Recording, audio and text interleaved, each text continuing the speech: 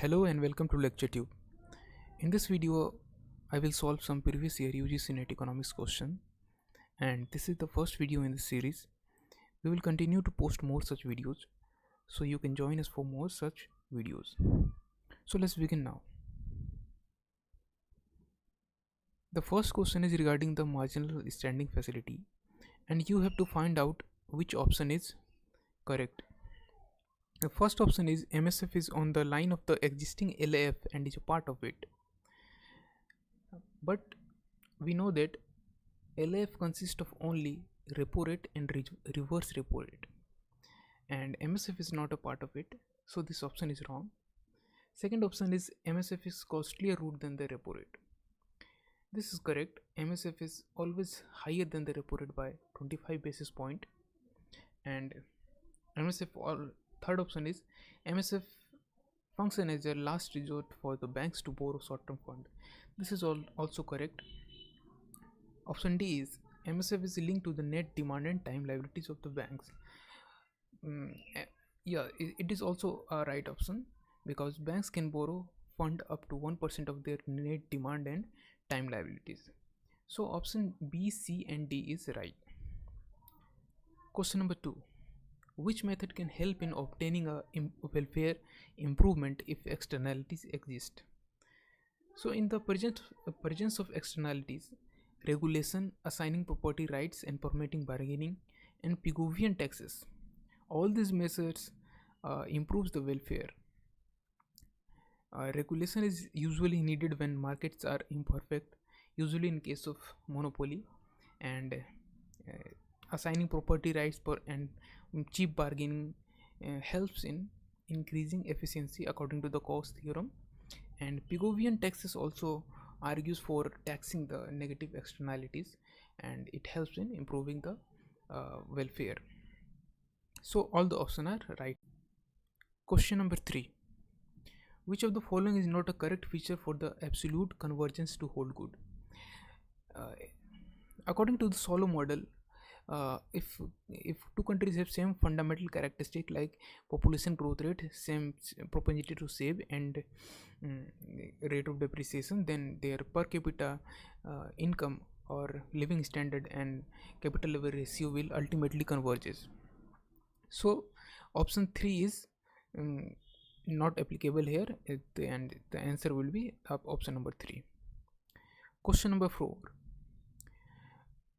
Identify the correct statement about the relationship between total fertility rate and gross reproduction rate. You have to tell whether TFR is greater than or lesser than the gross reproduction rate. So here I have mentioned the definition of TFR and gross reproduction rate.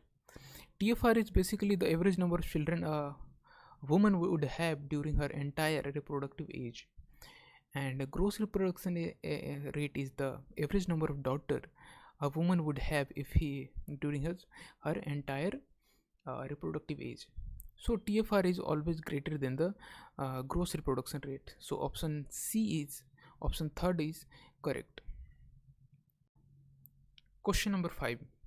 In the context of the twin balance sheet problem in India, consider the following statement.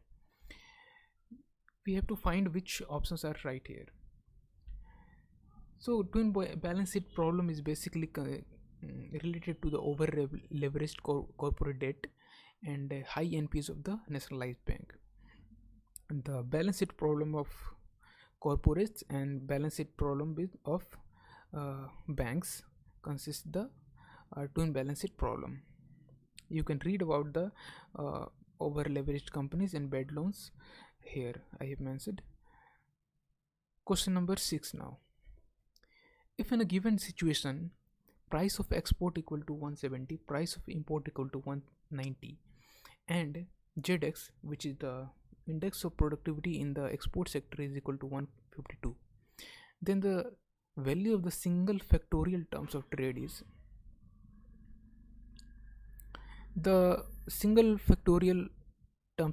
is given by this formula: TS equal to PX upon PM multiplied by ZX. So you have to simply put the value and you will get the answer 136. Question number 7.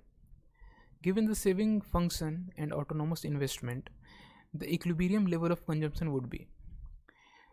In order to solve such questions, you have to simply equate the saving function and investment to get the equilibrium level of income, y equal to 600, and then you have to subtract investment from this income to get the equilibrium level of consumption, which is equal to 500.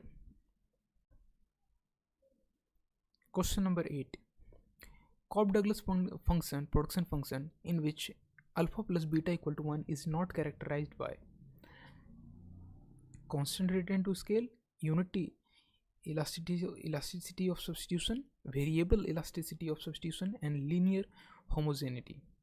So we know that when alpha plus beta is equal to 1, it means linear homogeneity, and linear homogeneity means constant return to scale. And Cobb-Douglas function is always characterized by unit elasticity of substitution, whether alpha plus beta is equal to 1 or not. So right answer would be option number 3. It is not characterized by variable elasticity of substitution. Okay. Question number 9. In a distribution, mean is 40, mode is 60, and standard deviation is 10. Then the coefficient of skewness will be. So this coefficient of skewness is given by this formula, Karl Pearson coefficient of skewness, which is equal to mean minus mode upon standard deviation. You have to simply put the values to get the coefficient of skewness, which is equal to minus 2. Question number 10 now. In the long period, which one of the following curves would aptly represent the time pass of population for a developing economy? So in the long period, the population growth rate is depicted by the logistic curve, which is S-shaped, because in the long run there is limit to population growth. In the short run, population may grow exponentially, but it cannot grow indefinitely like that. Okay, so there is in the long run there is some limit, and in the long run it is represented by logistic curve, which is S-shaped curve. Okay, so that's all for now. Subscribe to support our work, and thank you.